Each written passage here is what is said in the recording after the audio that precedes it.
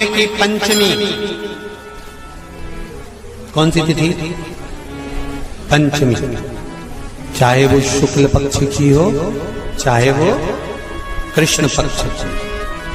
श्रावण महीने की पंचमी के दिन शंकर भगवान पर जिस जिस परिवार के व्यक्ति का कांवड़ जल हमने बताया है आपको, जरूरी नहीं है कि डंडा बांधकर 2 कावड़ के जल के लोटे लेकर जाओ, आप अपने हाथ में भी 2 पात्र लेकर जा सकते हैं।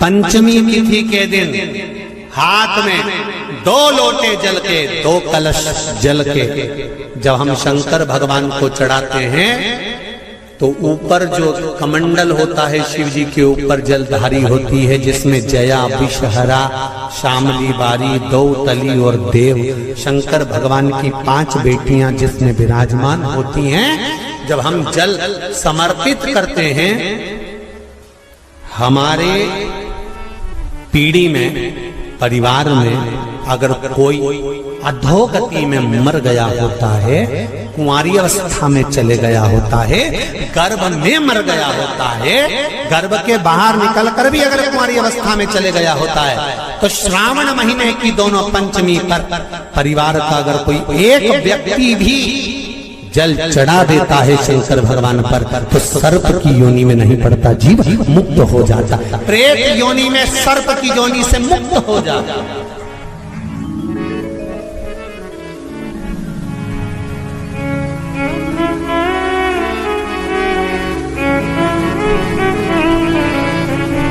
महाराज, हमारे यहाँ सांपों की पूजन कौन से दिन होती है, कौन सी तिथि में करते हैं? जम के बोलो जरा। नाग पंचमी। नाग पंचमी का मतलब क्या है? सांपों की पूजन करो। नाग पंचमी का मतलब होता है शंकर जी के मंदिर में जाकर 1 लोटा जल समर्पित कर दो। उसका कारण क्या है कि हमारे परिवार में, हमारे कुटुंब में कोई कुटुंब में, परिवार में कोई 7 पीढ़ी के अंतर्गत भी अगर कोई जीव तड़प रहा होता है, पड़ा हुआ होता है, उसकी मुक्ति नहीं होती है, तो पंचमी का चढ़ा हुआ जल उस जीव को प्राप्त हो जाता है और वो जीव तर जाता है, उसका फिर जन्म नहीं होता, वो तर, इसको मुक्तता का,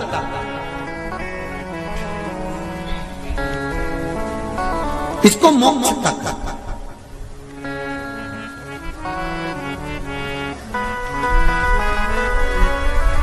ये मुक्ति, ये मोक्ष, इसी को कहेंगे कि ये मुक्ति। महाराज,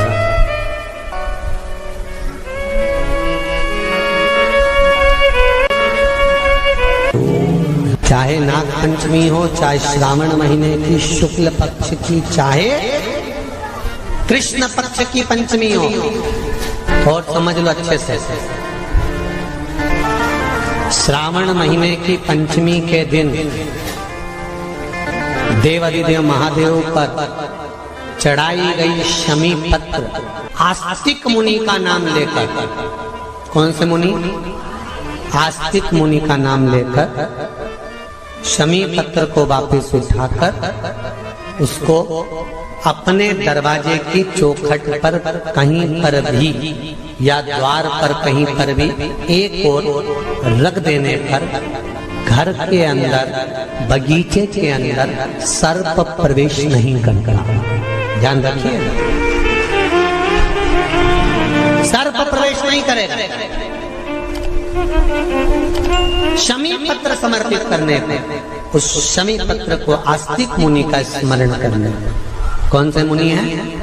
आस्तिक मुनि का स्मरण करने पर भीतर घर के अंदर बगीचे में सर्प भी प्रवेश नहीं। उस शमी पत्र में जया, विषहरा, शामली बारी, दौतली और देव, ये 5 कन्याओं का भाव प्रकट हो जाता है और वो कन्याएं हमारे घर के द्वार की रक्षा करती हैं। तुम्हारे घर की बहन बेटी क्या करती है?